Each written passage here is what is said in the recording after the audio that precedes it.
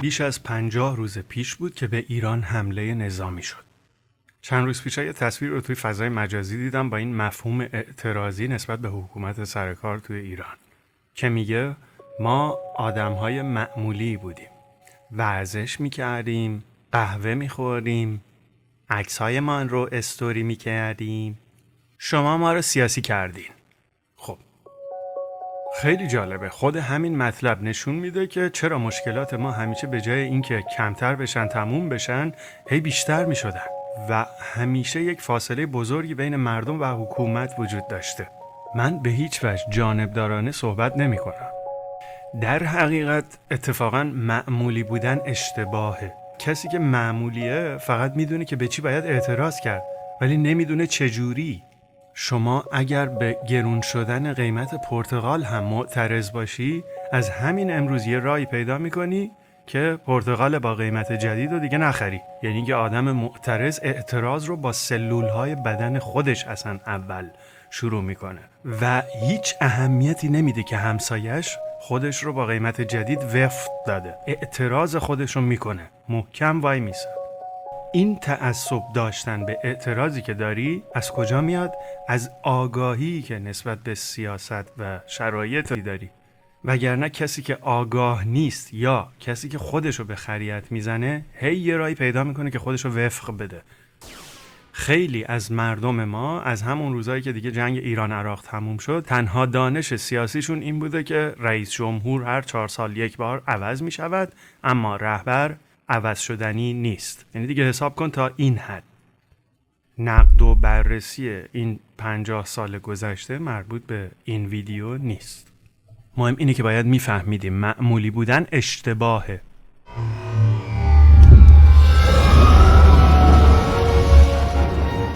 فرض کنید در یک مکانی جایی شروع میکنید به صحبت کردن در مورد اوضاع سیاسی مملکت. خب بعد یک کسی پیدا میشه که صحبتتون رو تحقیر میکنه یا تمسخر میکنه. مثلا میگه ای بابا حالا دیگه همه برا ما تحلیلگر سیاسی شدن. اون خودش هم نمیدونه داره چی کار میکنه و داره چی میگه. اون داره پاهای شما رو میشکنه، داره به دست و پاهای شما زخمهای اساسی و عمیقی وارد میکنه که نتونید از خودتون و از اطرافیانتون در دراز مدت دفاع کنید. حتما یک کسی پیدا میشه که حتی به طور کامل از نظر سیاسی، عقاید و نظرات سیاسی با شما کاملا مخالف باشه، اما خیلی شیک و مجلسی سعی میکنه به شما بفهمونه که شما عاقل نیستید یا شما به اندازه کافی آگاهی ندارید و حتی بهتره که شما اصلا در مورد سیاست صحبت نکنید. در واقع داشتن نظرهای مخالف در مورد مسائل سیاسی طبیعیه، اما هیچ کدوم اون نظرات هم اشتباه نیستن. اشتباه و ناعاقل اونیه که فکر میکنه نظر دیگری اشتباهه. توی دنیای سیاست نظر اشتباه وجود نداره، چون این شما هستید که تصمیم میگیرید چه لباسی بپوشید، توی کدوم کافه یا رستوران قرار بذارید و این شما هستید که تصمیم میگیرید که مراسم جشن تولد فرزندتون رو در کجا و به چه شکل برگزار کنید. نکته اینه که شما چه احساسی دارید، وگرنه که با چین دوست باشید و به آمریکا پشت کنید خیلی تفاوتی با اینکه با آمریکا دوست باشید و به چین پشت کنید نداره.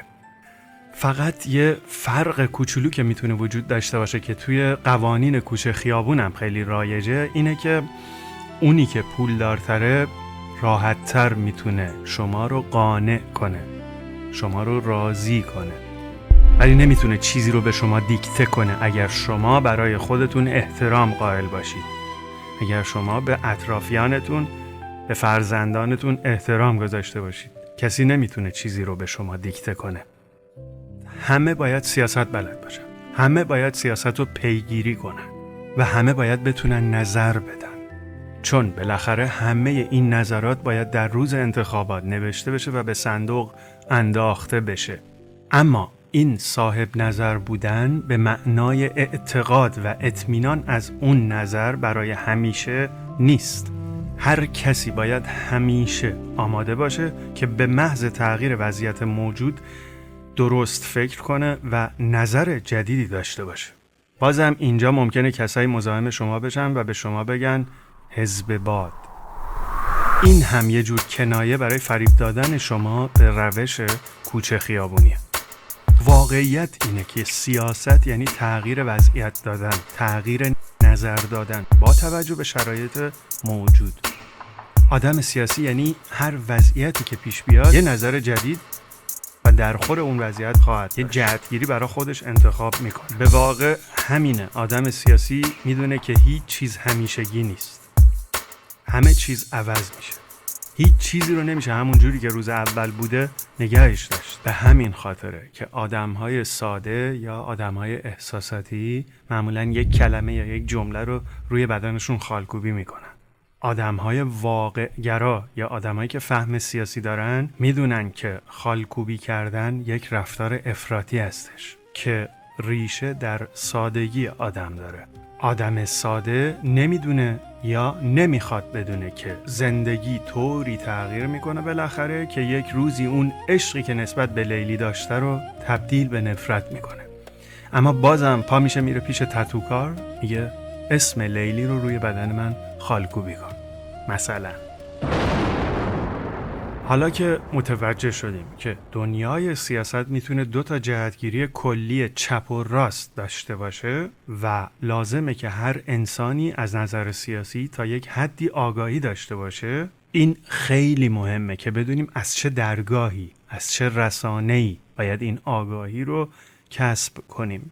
همونجور که افکار و افراد گرایش‌های راست و چپ دارن، رسانه‌هایی که اخبار رو منتشر میکنن هم یه مقداری گرایش یا جهتگیری‌های چپ و راست پیدا میکنن. دیگه خیلی اصطلاح آیت الله BBC به چشمشون یا به گوششون خورده. دلیلش این نیست که این رسانه انگلیسی با حکومت جمهوری اسلامی در ارتباط هستش یا از نظر مالی بهشون وابستگی داره. دلیلش خیلی ساده است. این رسانه گرایش‌های چپی داره، یعنی شغل و هدفشون اینه و به این نوع هدفگیری افتخار هم میکنن و دلیل و مدرک منطقی هم برای این اهدافی که دنبال میکنن دارن، وگرنه که وابستگی مالی یا یک سیستم جاسوسی که بخواد پشت این رسانه باشه اینطور نیست. متاسفانه افراطگرایی در انتشار و انتقال اخبار هم میتونه دنیای سیاست رو تغییر بده.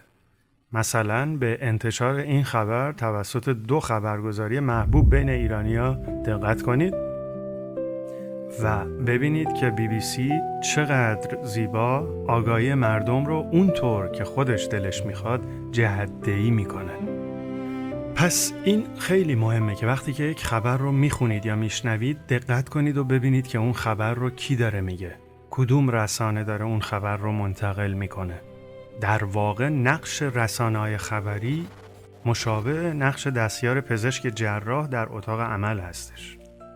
من در 2 ویدیوی جداگونه لیستی از رسانه‌های چپگرا و راستگرای آمریکایی و آلمانی رو به ترتیب از افراطی ترین تا ملایم ترین نشون میدم و معرفی میکنم.